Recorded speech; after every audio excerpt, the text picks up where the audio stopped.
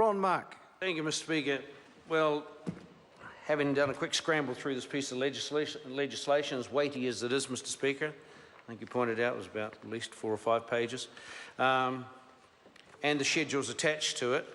On behalf of New Zealand First and standing in for our colleague Dennis O'Rourke, who would normally be speaking on this bill, I will say that New Zealand First will support this legislation through to Select Committee, where we will enjoy having a quick study of exactly what the implications of the legislation are.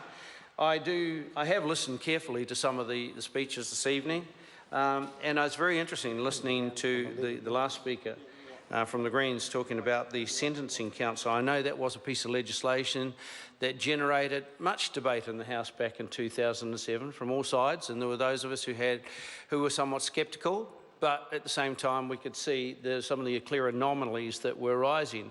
And I think possibly it would be a good time to caution the government, because on the back of what we've seen up in Auckland just recently, with a young man who is found to have punched a police officer, a female police officer, in the head, knocking her unconscious and then setting about kicking her, who subsequently received a community sentence, one could say that maybe this piece of legislation is worthy of reconsidering and maybe should be extracted from this bill, because there are some clear anomalies right now in sentencing, and there's been more than one commentator out in the community who said things like, what's happened to the old National Party? They've gone soft on law and order. They're saying, where is the equity and the consistency in this national government's law and order policy? Because there's a time when people like Judith Collins and the Prime Minister John Key would have leapt all over such an incident and been outraged with the sentence that was given. But of course, that was when they were in opposition.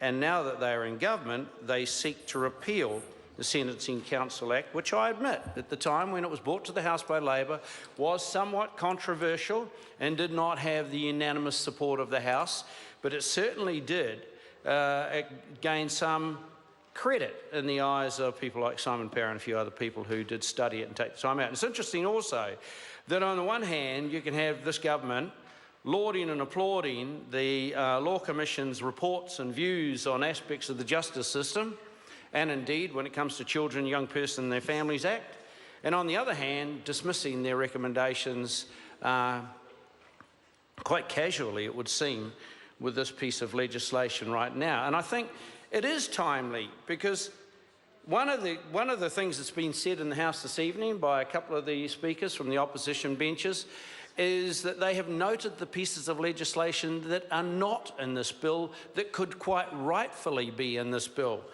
And one of those pieces of legislation might be the little piece of legislation the government's currently running through the House to raise the age of criminal responsibility from 16 to 17. And why do we say that, Mr. Speaker? Because I'm looking back at another piece of legislation which was entitled the Children, Young Persons and Their Families Amendment Bill number 6 from March 2008.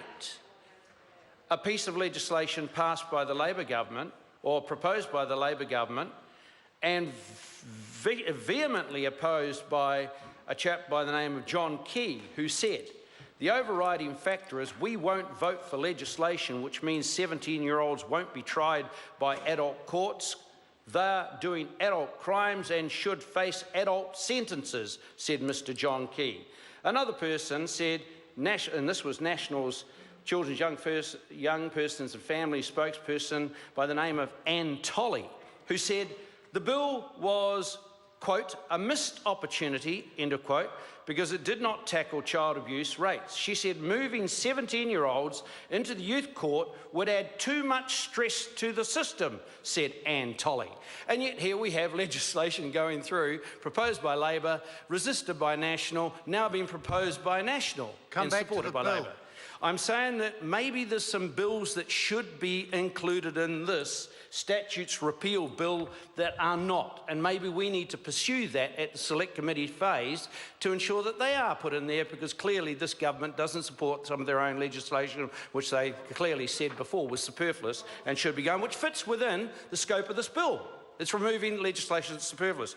There's another piece of legislation here, Mr. Speaker, and it's in Schedule 1, page Schedule 1. Oh my gosh, there's so many Finance Acts that have been repealed in there. Lost in here. Schedule 1, Children's Health Camps Board Dissolution Act 1999. And I was been frantically searching through trying to see exactly what that says. I'd be interested if one of the government speakers could take more than a 2-minute call and explain why that piece of legislation is now redundant. Has it got something to do with the fact that in 1999 the then national government decided it didn't like children's health camps? And it's interesting because I'd like to hear if that's what happened, because that they actually dissolved the health camps or did away with them, which now makes the Health Camps Board Act 1999 redundant. Because I was actually one of those wards of the state, Mr. Speaker, who was a benefactor of the children's health camps. In fact, we had a children's health camp at Riversdale in the Wairarapa where hundreds of us kids who were in state care were sent for our holidays because our foster parents couldn't afford to send us on holidays. So the state provided these health camps, children's health camps, where we would all go and we'd learn a whole bunch of skills, outdoor skills. We'd learn to mix and mingle with other kids our own age who we'd never met, develop social skills, and be taught by some excellent New Zealanders. Yeah, a whole bunch of things that we would never have learnt at home. And it was a holiday that our parents, our foster parents, couldn't afford to give us. And so we were always grateful as we grew up and became adults that the state had these health camps and the state did provide the funding and the state did give us kids who were wards of the state, and you know, today we'd be called SIPS kids, I guess, that opportunity to have a holiday, and more importantly, I think sometimes to give our foster parents a bit of respite by knowing that for 2 weeks of the school holidays, little Ronnie Mark was going to be away at a health camp somewhere. So it's interesting to know, it'd be interesting to know why the Children's Health Camps Board Dissolution Act is included in here, and it'd be interesting to know why the national government of the day did away with the health camps. Maybe they earned $1 or $2 selling them off or something, I don't really know. Farm and Fishing Vessel Ownership Savings Schemes 1998. Well, we all know that this government really doesn't give a toss about helping New Zealanders buy farms or buy their own fishing vessels, becoming owners in their own businesses. So if that was a savings scheme that was designed to help New Zealanders get onto a farm, I guess this government could be we can understand their desire to repeal acts like that, or the fact that they've made these acts redundant and valueless because they'd rather sell off the farms to foreigners, and particularly to Chinese buyers wherever they could.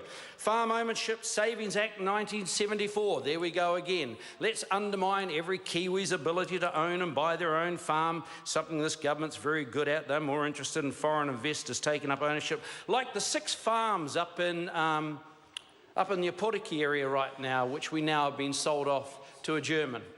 And there's another one gone under the hammer for, I think they outbid New Zealand Manuka by some ridiculous amount, I think another couple of million over the top just to make sure they bought it. But of course this government's not interested in New Zealanders owning their own farms, owning their own land.